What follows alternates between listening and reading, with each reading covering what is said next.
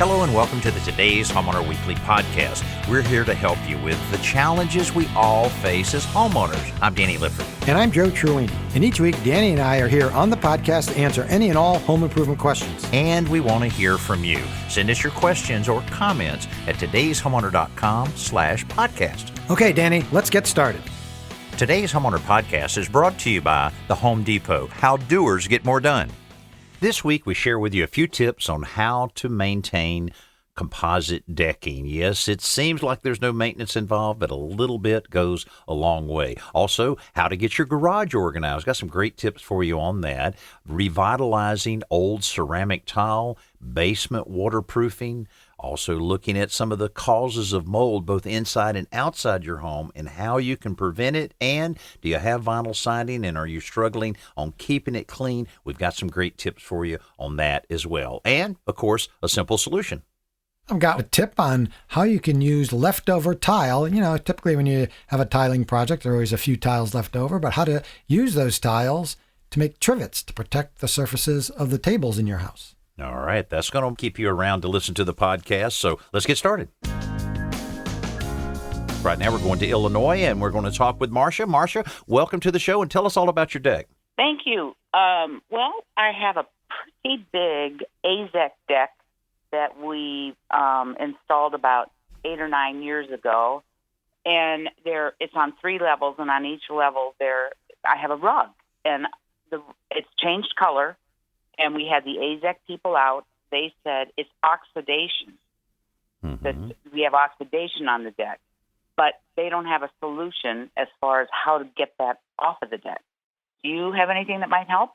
Well, there's a lot of people that have experienced that, and because they do, the whole composite category kind of portrays it as almost maintenance free, and it just is going to look the same. But of course, when you're out in the elements and all the things that Mother Nature throws at a deck surface, especially it being flat, does cause a few problems there. By the way, you sent the pictures in, and your deck looks pretty good there, but I know that you're having some problems. Joe, what do you think on the oxidation like that? That's one of those inevitable things. Any way that she can improve the look of it a little bit? Yeah, Marcia, do you have a power washer or access to a power washer? We do. Oh, great. We do, but they told us not to use a power washer on this deck. Well, I would, you said the AZEK people came out. Now, this is someone who built the deck? No, this is from the company. And they said not to use one. Okay, because ordinarily you can use, if you're careful, you can use a power washer on a composite deck. Now, an AZEK deck isn't technically composite. It's PVC, right. It's cellular PVC, so it's a little different. But at least with a composite deck, I know you can use a pressure washer as long as you don't have the pressure cranked up higher than about 3,000 PSI, and you use a wide fan spray attachment.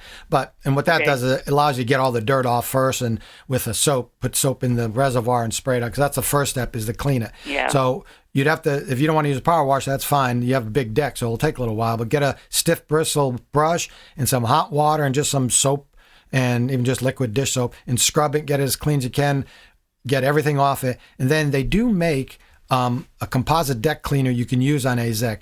The company is called Defy, and there's one that has an oxygenated bleach in it, and it's not chlorine bleach, it's an oxygen bleach, so it's not going to stain your clothing or harm plants or anything like that. Okay. And it's about $24 for 2.5 pounds of it, and then you mix it, and it makes up about 5 gallons of water.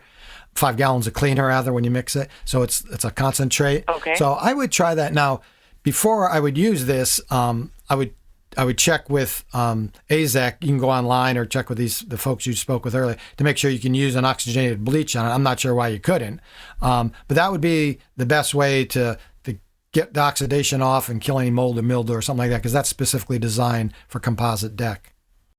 So would that be applied with a brush as well? The cleaner? You'd scrub. No, the Defy. The cleaner I get, I would either have to do a pressure washer or use a stiff bristle brush. Right. But once it's clean and you use the Defy after it's clean, right? Right. You could scrub it on. The Defy you would just scrub on. Okay. And then rinse it off. Okay. You might find just cleaning it would look fine, but I would go over it with the oxygenated bleach. Okay, we will check with that. And where do you have a source for that? Is that a Home Depot product or? Yeah, I think they do carry. I don't know if they carry. Okay. Defy makes several products, and they make a couple of different composite deck cleaners. I always recommend the one with oxygenated bleach. And if they don't have it, Okay. but they carry Defy products, they can order it for you. Okay, and that's DEFY. Correct. Okay, we're certainly going to give that a try. All right, Marshall, let us know how it works out. Best of luck on it. Yeah, let us know how it is. Okay, have a great summer. Okay, thank you. Thank you. Right now, let's head to Alabama, for Reed is on the line to ask us a question about some tiles. Reed, welcome to the show. Hey, Danny, thanks for having me, and I love the show. Good. I appreciate that, and hopefully we can solve any question that you have there. Tell us about this tile floor and what's going on. I did see some pictures. Yeah, so I have some old ceramic tile. I think it's ceramic on my front porch. That's kind of faded in color. I'm kind of looking to give it that wet look to bring the color back to life. I was wondering if you have any ideas on how to get it back. Oh, we've got the expert on here. Joe Truini has written a fantastic ceramic tile book. And Joe, I know, when that finish kind of loses a little bit of its shine, it can look very dull and maybe harder to keep clean. What would you recommend to Reed here as far as being able to the wet look? And of course, there's a lot of sealers that are available out there, but you have to be careful on which one and how you use them. Okay, Reed, the first question is, I did see those photographs, and thanks for sending them. Are you sure that's a ceramic tile floor? It almost looks like linoleum or something. I don't even see grout joints between the tiles. It's there may not be any grout joints, but it's definitely tile. It's not. Okay, all right, good. Well, that makes it easier because they're pretty durable, and you can really scrub them if you need to. Well, there are lots of different tile. You can certainly buy a tile cleaner, concentrate and mix it. If you want to try a homemade one to clean it, you can just mix and get a bucket of hot water, put in some lemon juice, some ammonia, and then just scrub it with a stiff bristle brush. But you may eventually, you want to just skip to this, you may eventually have to rent a floor polisher that you can use on tile. And that, in very short order, you'd get it as clean as you could possibly get it. You tell the rental dealer what you're using it for, and he'd recommend the correct abrasive or the correct pad and the polishing compound or abrasive that you might need. Since this is a glazed tile, you can be a little more aggressive, right, than you could be with vinyl or with wood, certainly, because you're not going to really damage it. You have to go out of your way to damage it. So I would try just cleaning it with either a commercially made tile cleaner or homemade cleaner, and then if necessary, then you can always get a polisher. Okay, good deal. Thank you. All right, and try that out. And if it does work, let us know. We always like to know what's working as we suggest ideas, so we can share those ideas with other listeners. Yeah, I will. I'll give that a shot. All right, Reed, thanks so much for being a part of the show, and hope you have a great weekend. All right, thanks, y'all too. Okay, all right, our pleasure. You don't have to see tile floors without grout joints, but I guess that's one way to avoid dirty grout joints. Just don't put them in. Yeah, just put them in to get together like that. I've seen that a little bit here and there, but have you? Okay. Yeah, but not very often. A lot of times it has just real small ones. 1/16 of an inch, and it just kind of blends in with everything. DIY means sawdust, work gloves, and the right tools. But at the Home Depot, the right tools means more than hammers and saws. It means a mobile app with built-in image search. That's a tool. Access an entire rental department with a swipe. That's another tool. For any project, start to finish, this isn't just DIY. This is doing like never before. This is the Home Depot, how doers get more done. Download our mobile app to get started. Right now, we want to go right to Louisiana. Barbara's on the line. Barbara, welcome to the show. Well, thank you, Danny. It's delightful to talk to you. Well, I appreciate that. I hope we can solve this problem here. I hear a little frustration in this in the notes I have here about your call. So go through it. Tell us all about the problems you're having. Well, I have a house that was built 3.5 years ago, and it really is a remodel. I had an older little bitty house that I added a significant addition to, and I've only just noticed some mold, maybe a half an inch or so beyond the air conditioning duct vent.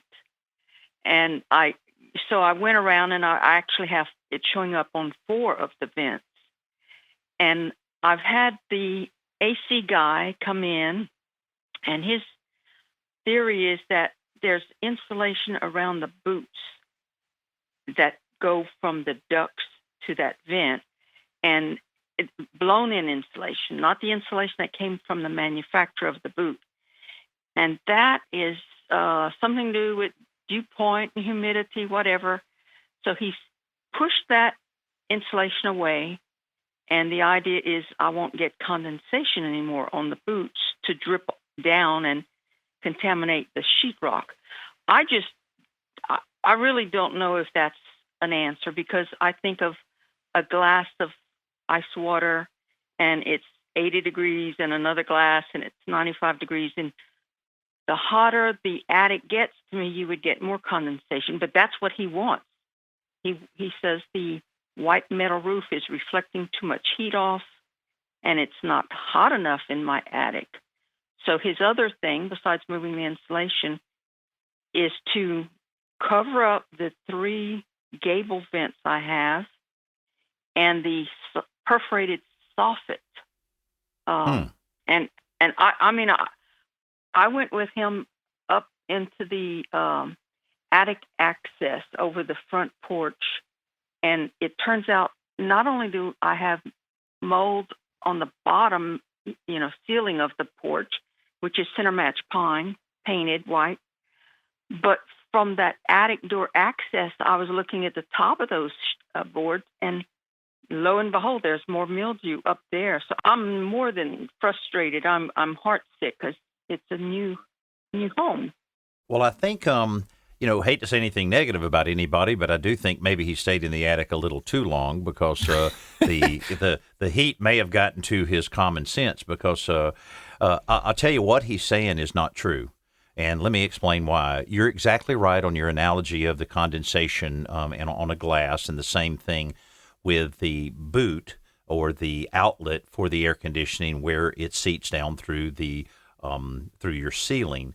Because if it's not insulated properly, then you have the influence of the heat in the attic and the cold air blowing through it. So the insulation does not need to be pulled away. It needs to be packed against it even more. Better would be duct insulation that's a thin insulation with a foil backing that would go around that, and even caulking right where it goes through the ceiling. That will prevent that condensation from happening. Believe me, I've done that 100 times, and that's the only way to correct that. But now, one of the big other problems that's happening is you have too much moisture in your attic, and your attic is not ventilated properly. Now, the last thing you want to do is to remove any type of soffit vents or close off any gables, because then you're trapping the moisture, and the problem will get 10 times worse than it is now. So ventilation is needed, pulling insulation away from the soffit vents to make sure they're not blocked,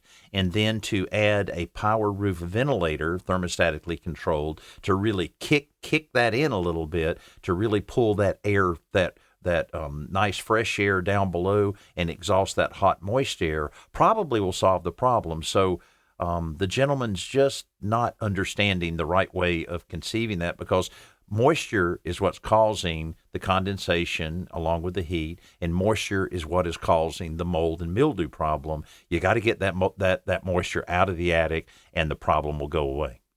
An electrical vent system. Yeah, it's just a standard an attic exhaust fan, and it just has a thermostat that kicks it on when it gets up to a certain temperature. Rather than punching through the metal roof, is it possible to get something that would be near those gable vents? You can put one and mount it right on the gable itself. You'd only need one. Oh. And mount it right on the other thing. So another thing I thought about on this, Barbara, when you're talking about that it was a large renovation, that you enlarged an existing home. Unfortunately, a lot of times guys that are doing that type of work are not combining those attic spaces. You can have an original attic space from your house and then what's built. And so if those areas have not been combined, you can have heat pockets and moisture pockets within that attic space, and you definitely don't want that at all. I understand, but that's not a problem here. The old attic is open to the new. I did have a question also on the little bit of mold and mildew around those vents. Should that sheetrock be cut out and replaced? I doubt it. Normally, it's not so bad that it does require that. I would just use a little bit of oxygen bleach and a rag just to kind of dab it a little bit to clean it, and then if it's still discolored, then use a spray and a stain blocking spray that you can spray around it, and that's probably all that'll be needed. Sometimes you have to touch up the paint, but many times it matches well enough that you don't have that problem. Thank goodness. Oh. Well, Barbara, I hope this helps you out and everything, but you do need to get that moisture out of the attic, and it needs to happen, the whole entire time to make sure all year long. Some people say it's only something that they do during the summer, but it really needs to be done all the time. So, Barbara, thanks so much for being with us, and get on that so that you don't have to worry about all that mold and mildew again. You hear us talk about it all the time, Joe. People giving advice sometimes. Everybody has an opinion. Yep. But I really hate to see someone that just has no idea what they're talking about giving somebody an opinion like that. Yeah, especially something like this. We know from the fact that mold grows on ductwork and anywhere else, and when two things are present, right, moisture and hot or warm temperatures. So, and that's obviously going to happen in Louisiana. And these conditions, mold growth on ducts, can also be caused by if your air conditioning unit is oversized. She has a brand new addition. Maybe they put in a unit that's too big. Some people think, well, bigger is better. Well, not with air conditioners, because larger units can cool the space so quickly and then turn off before they get a chance to dehumidify the air. So that leads to excessive moisture. And if you keep it on a too low a temperature, it can cause this by the cool air hits the vents, which are warmer, and condenses. Or, of course, we talk all the time about ducts that have leaks in it. It allows warm air to get into the duct, and, again, it can eventually lead to condensation and then mold. So, yeah, getting rid of the moisture in the air and balancing that temperature will go a long way to solving this problem. Time for our Home Depot Best New Product of the Week, how doers get more done.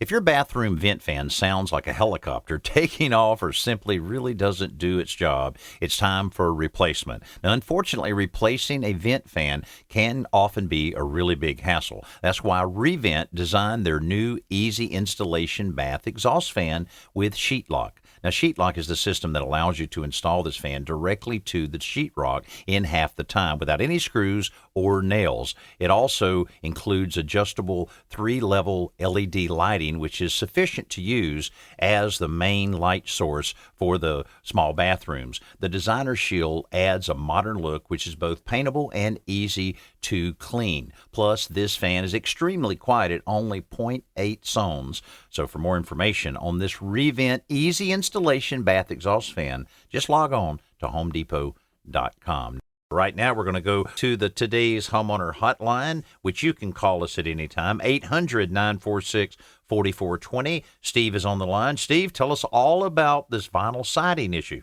Hi, Danny. I have an older trailer with vinyl siding on it, kind of a light sand color. Mm-hmm.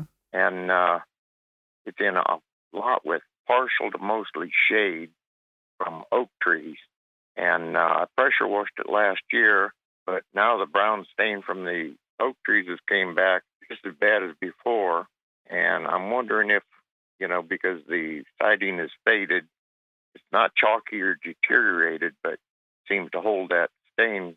And if there's any way I can spray on some kind of sealer or protectant to make it easier to keep clean, I really don't want to paint because the pressure washer may take it off. Right. Mm-hmm. And my wife said cutting down the trees is not an option. I still want to eat regularly. There you go.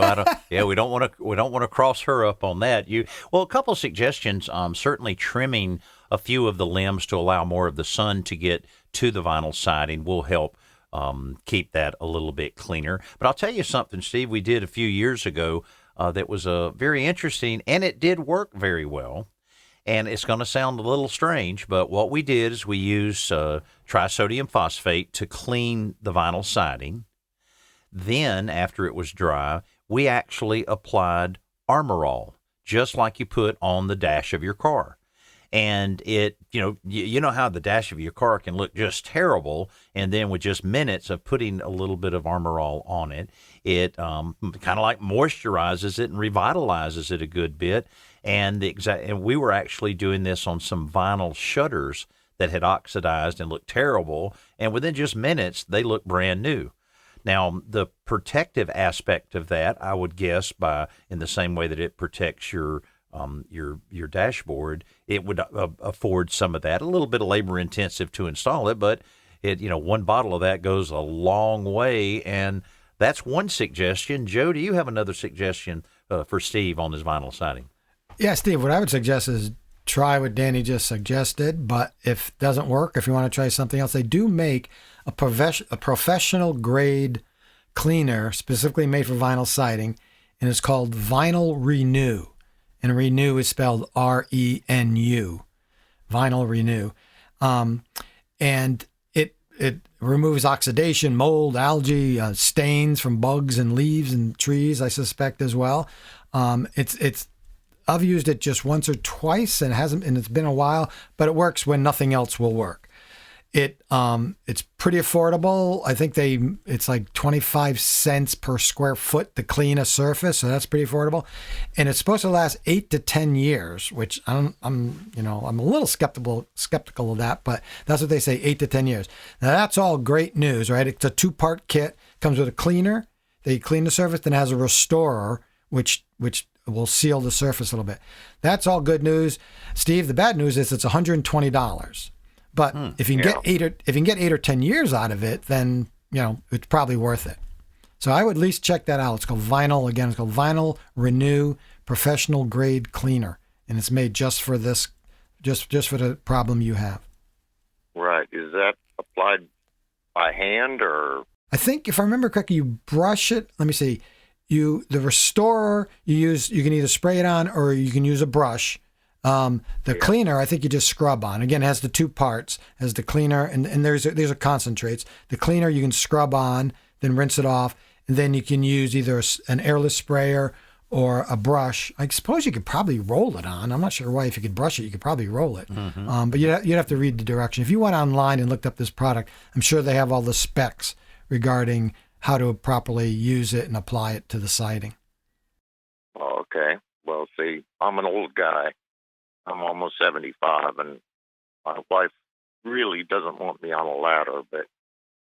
Yeah, I saw the photographs. Yeah, you might not need to get on the ladder. I think Dennis, our engineer, might have a suggestion. Yeah, I'm just looking at the website for Vinyl Renew. Yeah. And apparently, if you go there, Steve, you can see that they'll send you a free sample. Okay. Great. So check that out. We'll all order a free sample and send it to Steve. Maybe he ends up with enough to do the whole house. That's right. Well, Steve, I would give that a try. And it's certainly, if it's something designed for that, you can try the Armor All, too. That's very inexpensive at the auto parts store. Yeah. And let us know if what works best for you, because I'm sure a lot of people are listening right now that have the exact same problem. Okay, I sure will.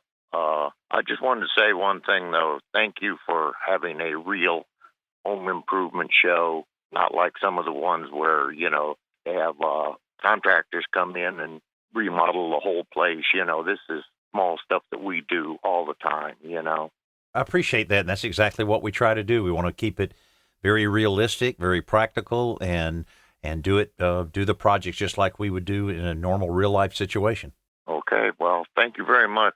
I appreciate it. Well, our pleasure, Steve. Thanks so much, and best of luck on the siding there. And if we can help you again, just let us know, and have a great weekend. Okay. To show our appreciation, I think I'm going to volunteer to send Dennis up to Steve's house and help him clean that site. I think that would be good. Dennis is a I'll do it. He sounds like a great guy. Yeah, I think so, too. Well, it sounds great. Hey, we want to grab one of the emails here. You can send us one at todayshomeowner.com/ask. This one is from Will in Delaware. Our driveway has several long cracks in it. I've tried to fill it up, but nothing seems to last more than a few months before it cracks and peels out. How can I seal these so that I don't have to keep doing this same repair? Well, Will, the first thing you need to do to make sure you get a lasting repair in a concrete crack is clean out the crack to remove any broken concrete or debris. That stuff is going to keep any of the repair material from sticking to the walls of the crack. Yeah, the most important part, Danny, before you repair it is to clean out that crack of all the debris. And you could scrape it out with a putty knife or a slotted screwdriver, that works. And then get out your shop vacuum. That's the best way to get out all the little bits of dust and dirt and get it as clean as possible before you move on to the next step. And the repair caulk that I like is a Quikrete Advanced Polymer Concrete Crack Sealant, because it's much more durable than traditional polyurethane or silicone sealants. That's because it does remain flexible once it dries, so it's a lot less likely to crack. Yeah, you want a sealant that is flexible, right? Because if it's really rigid, it's going to crack. So this will give a little bit. And this particular product, Danny, is also textured, so it has a little bit of grit in it, and so it blends in really well with the surrounding texture of the concrete. And it comes in a 10-ounce caulk tube, and so easy to use and to be able to repair those cracks for good. And you can find out about a whole line of Quikrete's advanced polymer sealants and adhesives by simply going to Quikrete.com. That's products that we all have used many times. It works very, very well. All right, Danny, I had finished a tiling project not too long ago, and of course I had several tiles left over because you always buy a few extra in case something happens, you miscut one or break one or whatever. So I thought, okay, so what am I going to do with these tiles? I don't need all of them. So I thought it'd be a great simple solution to turn them into trivets to protect, like dining room tables or countertops or anything like that. So here's what you do. But if you just take the tile and just put it on the surface, the underside of the tile, of course, is kind of rough and you can scratch it, especially if someone slides it, you can scratch it. So you have to make some kind of pad. And rather than buying furniture, little stick-on glides, I decided to make my own with some silicone. So here's what you do. Start by spraying a light coating of cooking oil onto a piece of wax paper. Then lay 2 paint sticks, or I actually use tongue depressors, across the wax paper. And they're going to create the spacers for these little pads you're going to make. Next, use a hot melt glue gun. You can use silicone or hot melt glue and put a 1/2-inch diameter dab of hot melt glue on each back corner of the tile. So 4 dabs, and immediately press it down onto the wooden sticks. You don't want the sticks hitting the glue, of course. You just want it to go against. That's the reason you spray the oil on the wax paper, so that the glue doesn't stick to the wax paper. But in any case, you press it down, and you wind up with, in each corner, a little hot melt glue soft pad, the thickness of the tongue depressor or the paint stick, whatever you use. So you just let it harden for a few minutes, peel off the wax paper, and there you go. Oh, that's a great idea. You got this trivet with these little stick-on pads made out of hot melt glue. And you think about it, this time of the year, a lot of outside entertaining taking place, and you have your tables out there. You don't want to burn with any of those hamburgers bringing off the grill. So that's a really good one.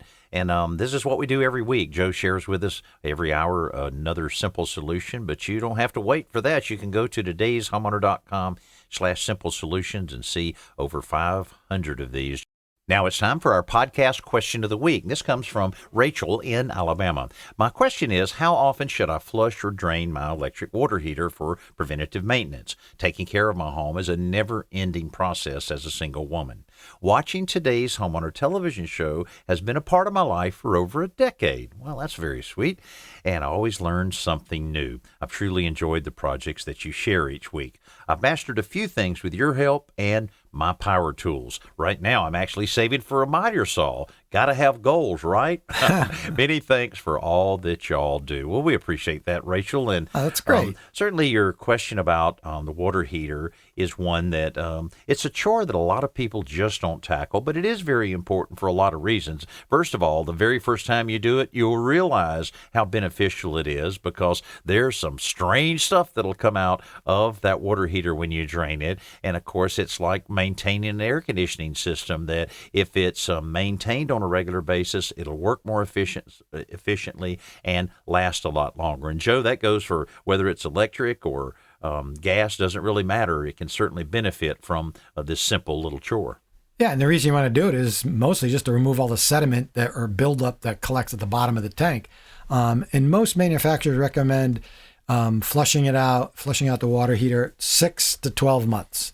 If you have extremely hard water, you probably should do it more often, because, of course, you're collecting more hard water deposits in it. But I think 6 to 12 months. Danny, in your experience, is that often enough, you think? Yeah, I think if you can at least do it once a year, you're really doing it a lot more than most people do. And, right. And I'll tell you what, we have step-by-step instructions and videos at todayshomeowner.com right now. Just put in the search engine, draining your water heater, and you'll be guided right through the process, whether it's gas or electric. And I'd mentioned that if you have hard water, you should flush it more often. And I had written a little piece on hard water recently, and 85% of the country has hard water, which was surprising to me. I probably would have guessed less than 50, but 85%. Huh. And then I wanted to share a simple solution on how you can test a very rudimentary test for hard water. You take a clean 16-ounce water bottle, add about a half a cup of tap water right out of your sink, then add 10 drops of liquid dish soap. Tighten up the cap and shake it really well for a good 30 seconds, a full 30 seconds. If you notice a thick head of lather forming on the top of the water, then the water is probably not hard. However, if the water turns cloudy and you have very little lather, then it probably has elevated mineral levels, in which case you should have it professionally tested, and you probably will find you do have hard water. So that's just a quick little test. Oh, I got you. Yeah. Then you can explore some of the ways of correcting that in filters and so forth. Sure. That's good. Yep. That's great. Yeah, so water softener is usually the most common way of eliminating hard water. Yeah. So if you have a question for us that you'd like for us to answer here on the Today's Homeowner podcast, just reach out to us, todayshomeowner.com/podcast. And always thank you so much for taking the time to leave us those wonderful reviews that we read each and every week. We appreciate every one of them. And thanks so much for being with us here on this Today's Homeowner podcast. I'm Danny Lippard, along with my buddy Joe Truini. We'll see you soon.